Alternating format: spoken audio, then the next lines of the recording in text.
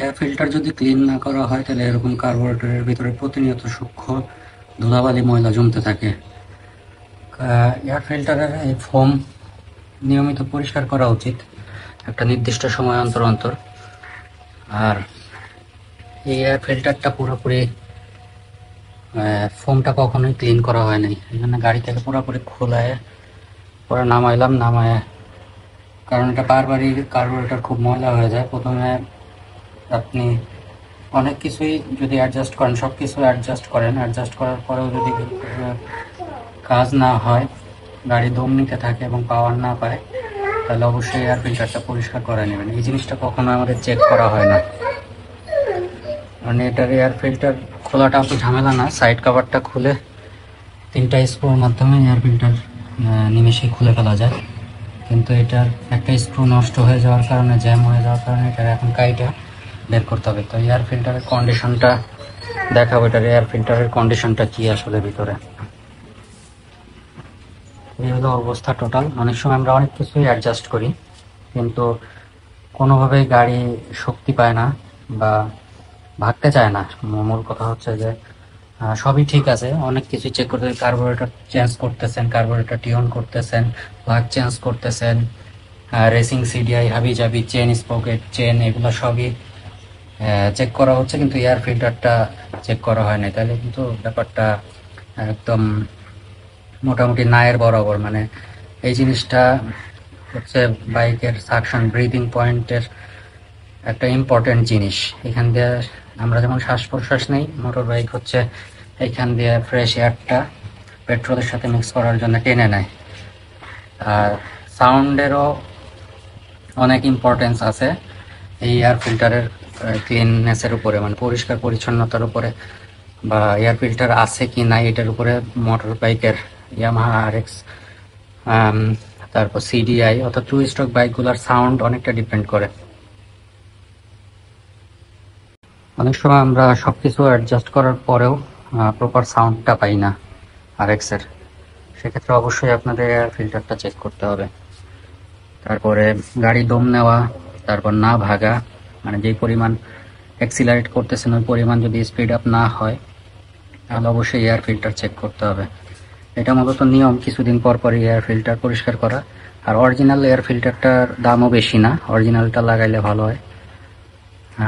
কারো কাছে যদি অরিজিনালটা থাকে ওটার স্যাম্পল নিয়ে মিলায় কিনবেন, কারণ নকল প্রোডাক্টও বাজারে অরিজিনাল বলে সেল করা হয়। কারণ ফোমের থিকনেস আর ফোমের থিকনেসের রেশিওর উপরে হচ্ছে এটার সাকশন আর ব্রিদিংটা অনেকটা ডিপেন্ড করে। ধরেন মোটা ফোম যদি ইউজ করা হয়, এই ক্ষেত্রে যেটা কোম্পানি রেকমেন্ডেড ওটা হচ্ছে মোটা ফোম। ফোমের থিকনেস যদি বেশি হয় তাহলে গাড়ির আওয়াজটা অনেক ভারী এবং জাম জাম লাগতে পারে। আবার বেশি পাতলা হইলে সাউন্ডটা ফাটা ফাটাও লাগতে পারে। তো এই কারণে হচ্ছে এয়ার ফিল্টারটা খুবই ইম্পর্টেন্ট, এটা ক্লিন করা। আর এয়ার ফিল্টার, নতুন এয়ার ফিল্টার অর্থাৎ ক্লিন করার পরে যখন এয়ার ফিল্টারটা লাগাবেন, অবশ্যই এয়ার ফিল্টারে হচ্ছে একটু ইঞ্জিন অয়েল অর্থাৎ মোবিল ইঞ্জিন অয়েল দিয়ে হালকা ভিজাই দিবেন, চুপচুপে করে না, একদম হালকা হালকা ছিটাই দিলেই হবে 4-5টা সেকশনে। এতে হয় কি, ওই ধুলাটা দেখেন, এই যে এইখানে যে ধুলাগুলো আটকায় আছে এগুলো কিন্তু সব ইঞ্জিন অয়েল বা টুটি অয়েল এইসবের কারণে, ছিটে ফোটা পড়ার কারণে এগুলো কিন্তু আটকায় আছে। তো ওই এয়ার ফিল্টারের ভিতরেও যখন হচ্ছে আপনি অয়েলটা মাখায় দিবেন, ধুলার যেই মাত্রাটা এই কার্বোরেটরের ভিতরে সাকশনের মাধ্যমে যাওয়ার কথা, ওইটার পরিমাণও কমে যাবে। অর্থাৎ এয়ার ফিল্টারের ভিতরেই ওই ময়লাটা আটকায় নেবে। অর্থাৎ এয়ার ফিল্টারের যে কাজটা ওইটা প্রপারলি হবে। আবার বেশি চুপচুপু করে দিবেন না, তাহলে হচ্ছে এয়ার সাকশন করতেও খুব বেশি সমস্যা হবে। মানে না খুব বেশিও না, খুব কমও না। ওইটা ইঞ্জিন অয়েল দিয়ে একটু ভিজায় দিলে ধুলাটা ভালো ধরে ওইখানে। তো দেখি এয়ার ফিল্টারটা খোলার চেষ্টা করি। এই এয়ার ফিল্টার বক্সটা এর আগেও খোলার চেষ্টা করছি 2টা স্ক্রু খুলে, কিন্তু এটা মোটামুটি পুরোপুরি নষ্ট হয়ে গেছে। পুরোপুরি জ্যাম হয়ে যাওয়ার কারণে অয়েল, তারপরে WD-40 সব কিছু ট্রাই করা হয়েছে। এখন এই বক্সটা আমার নষ্ট করতে হবে। অর্থাৎ এই জায়গায় গ্রাইন্ডার দিয়ে কাটলে গ্রাইন্ডারের এই বিটও বসবে না, অর্থাৎ এতটুকু কাটা যাবে আর কি। কাটলে এই মাথাটা বের করলে এটা খুলতে পারবো। দেখি খুলে এয়ার ফিল্টারের অবস্থাটা দেখি। এই যে স্ক্রুর মাথাটা কাটলাম, এখন খোলার পরে এয়ার ফিল্টারটা দেখাচ্ছি। এই হলো এয়ার ফিল্টারের ভিতরের অবস্থা। দেখেন ফিল্টারটা সম্ভবত, দেখি দেখে পরে মানে ঠিক একটা ফোন দেওয়া, এটা সাউন্ডে কোনো ইফেক্ট দেয় নাই আমাকে, অরিজিনালি সম্ভবত, খুব সম্ভবত। এয়ার ফিল্টারের ভিতরে প্রচন্ড পরিমাণে ধুলা, দেখেন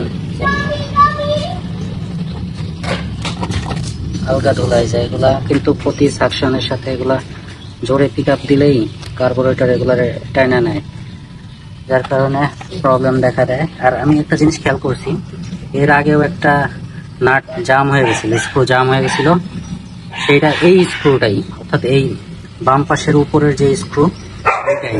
এটার কারণটা আমার জানা নাই কি কারণে হয়, এখনো খোলার কোনো সম্ভাবনা নাই, দেখি তারপরে ট্রাই করে। এয়ার ফিল্টারগুলো যখনই খুলবেন তখনই একটা জিনিস খেয়াল রাখবেন যে এই স্ক্রুগুলোর মাথায় একটু করে মোবিল, ইঞ্জিন অয়েল দিয়ে দেওয়ার চেষ্টা করবেন, এতে করে পরবর্তীতে আর জ্যাম হওয়ার সম্ভাবনা থাকবে না। যেহেতু প্রথমবারে ফিল্টারটা খোলা হলো, তো ভালো একটা ওয়াশ দিয়ে ফেললাম আর কি। ওয়াশ করে এখন শুকাইতে দিব। অনেক চেষ্টা করার পরেও এই স্ক্রুটা বের করতে পারি না। এই প্লাস্টিক আর মেটালের কম্বিনেশনে এই প্রবলেমটা হয়। এটার ভেতর সাইডে একটা নাট জমায় দেওয়া থাকে প্লাস্টিকের ভিতরে, তো আই থিঙ্ক ওই নাটটার সাথে এটা জং ধরে ফিক্স হয়ে গেছে। তো প্লাস্টিকের ওই সেকশন থেকে আর ঘুরতেছে কিন্তু বের হচ্ছে না, মানে নাটের প্যাচ আর ধরতেছে না। তো এই অবস্থায় লাগাই দিব আপাতত, আশপাশে কিছু নাই, রিপেয়ার করা সম্ভব না। আর ফিল্টারও ওইটাই রাখছি, ফিল্টার যদিও এটা পাল্টাইতে হবে, তো এইখানে আশপাশে কোনো দোকান না থাকায় আমি ফিল্টার এইটা ইউজ করব। ফিল্টার ছাড়া চালাইলে সমস্যা, সাউন্ডে অনেক এফেক্ট পড়বে।